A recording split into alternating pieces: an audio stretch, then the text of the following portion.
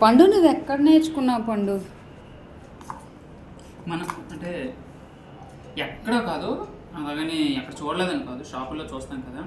So అతను తయారు చేస్తున్నాడు, ఎనిసి చేస్తున్నాడు, ఓకే, దానికి 60 రూపాయలు, 70 రూపాయలు, 50 రూపాయలు తీసుకుంటున్నాడు ఒక ఎగ్ రోల్. ఒక ఎగ్ రోల్కి ఇన్వెస్ట్మెంట్ ఎంత అవుతుంది ఏంటి ఒకసారి మనం ట్రై చేద్దాం.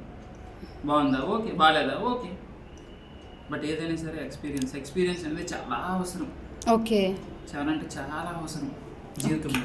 ఓకే, కొంచెం తక్కువ వేసి కర్రీ అయ్యో మరి. అంటే ఆనియన్స్ కూడా ఇలా ఇలా నలపాలి, అంటే ముద్దలుగా ఉండకూడదు ఆనియన్స్ ఎప్పుడూ కూడా.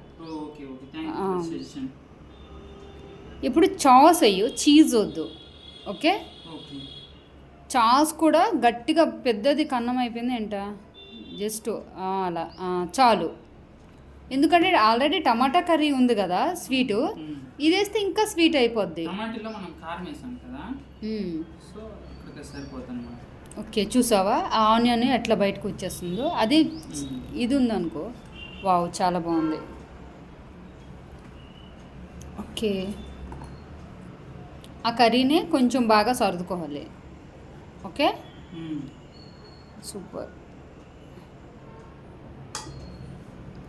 చపాతీ చేసిన వెంటనే చేసుకోవాలా, లేకపోతే చపాతీ మార్నింగ్ చపాతీ ఈవినింగ్ ఉన్నా కానీ చేసుకోవచ్చా? పర్వాలేదు, కానీ చపాతీ బాగుండాలి కొంచెం, అంటే ఫ్రెష్ ఉండాలి, కొంచెం ఫ్రెష్గా ఉండాలి. లేదు అని అనేసి అంటే గట్టిగా ఆనియన్స్ అలా అన్నాను.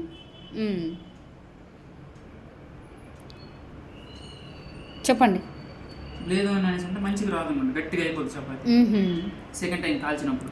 Okay sir. సో లైట్గా ముందు కాల్చుకొని తర్వాత మంచిగా కాల్చుకోవాలి. ఓకే, చాలా బాగుంది.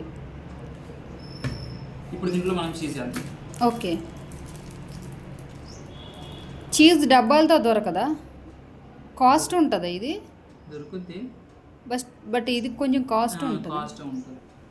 Okay, cheese. వావ్, చాలా బాగుంది. ట్రై చేయండి, తినండి. తిందాం.